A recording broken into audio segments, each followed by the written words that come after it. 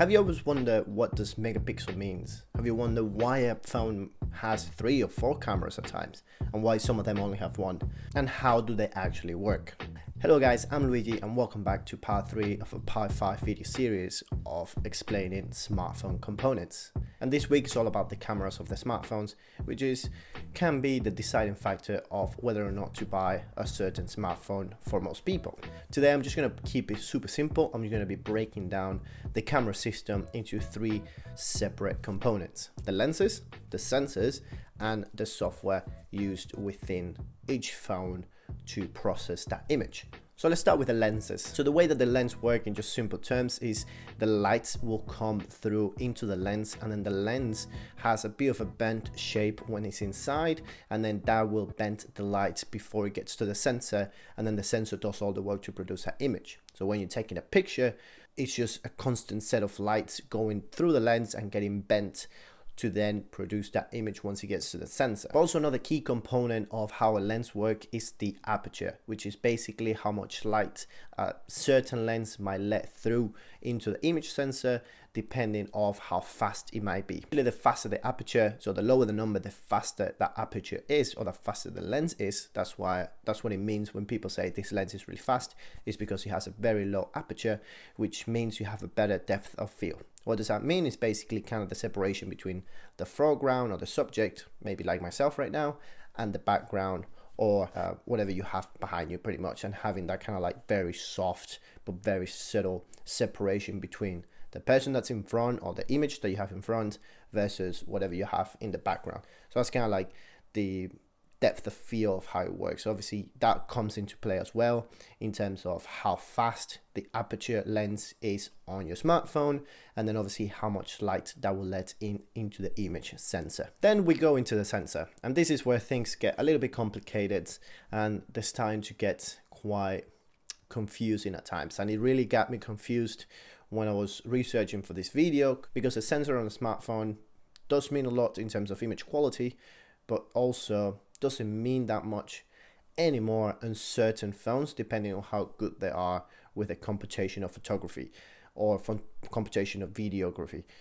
So nowadays, this image sensor doesn't mean as much anymore on the smartphone world. In simple terms, the way that the image sensor works is that it's a thin wafer of silicon that its job is to turn photons, which is light, and turn them into electrons, which is electrical signals, which that translates into being images within your phone. Most image sensors will use RGB, which is red, green, and blue, and then when the photons comes through, when all the light comes through the lens into the image sensor, then obviously your phone with the software and the image sensor will transform those set of protons or light into the different colors that it provides from obviously real life. So then with red, green, and yellow, you can make pretty much any color, and then obviously if certain pieces of lights are not detected, that basically means that it's black, or it could be the complete opposite. It could be also white if too much is present. And then we have the software, which nowadays is becoming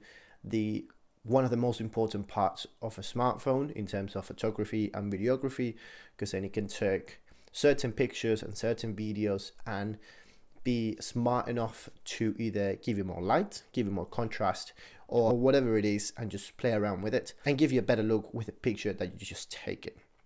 And this is something that is very interesting, because obviously there are 2 things that you can see on image sensors, which is the size of the actual sensor. So nowadays we're starting to see certain smartphone companies going to getting closer and achieving it to get into that 1-inch sensor. That it is quite a big thing, but a bigger sensor does not mean that it takes better pictures. And also you have the megapixels within a sensor, which can be a very big megapixel within one sensor, or it can be a very small megapixel within that sensor as well. And that is something that I've always found amazing and interesting, because things like the iPhone 13 Pro, so not the one that I'm recording right now, but the 13 lineup and before, they all had a 12 megapixel camera. But the iPhone 13 Pro and the iPhone 13 were still able to take some amazing pictures, even though we've seen competitors like Samsung going to 50 or 200 megapixels on their cameras. Same as well as the Google. Google had for the longest time on their Google 5, Google 4, Google 3, and their Google Pixel 2, they had the same camera system from Google 2 all the way to Google Pixel 5, or Google Pixel 2 all the way to Google Pixel 5. They had the exact same camera system, but then their computational photography just carried on getting better. One of my favorite phones ever was the Pixel 3 XL, and it was a phone that only had, I believe, one lens, I believe so, but it took some amazing pictures. The nighttime photography was amazing, portrait mode was awesome, and just the whole thing, even though it was only 12 megapixels, the computational photography that Google had built within their smartphones year after year meant that they didn't have to upgrade the image sensor, or they didn't have to upgrade the megapixels, because they just got better on the computational photography. And then I think this is where we're going forward with kind of like the image sensors and kind of image sizes and megapixels and computational photography. I think we're still going to see image sensors getting bigger within smartphones, which obviously means a potential for higher quality, more megapixels, better quality as well. But I think with computational photography within smartphones, because again, smartphones are not, I don't think they're going to get that much bigger anymore, because they still need to be portable, but with better computational photography, we'll be able to not use as many megapixels, or maybe have phones that don't have to go all the way to 200 megapixels, but still be able to take some great pictures and videos with phones like the Pixel 5, or kind of like slightly lower phones that only have 12 or 50 megapixels, because of how better computational photography is getting. This is the first year that iPhone bumped their megapixels up, and they only bumped it up on the Pro versions. So the Pro version that I'm using right now has a 50 megapixel camera, which again is absolutely amazing. It's beautiful. It gives you some amazing shots, and it shoots in RAW, but it shoots in portrait mode and all that stuff. But kind of going back to computational photography, the nighttime photography on this phone is not the best, even though it has probably slightly bigger sensor.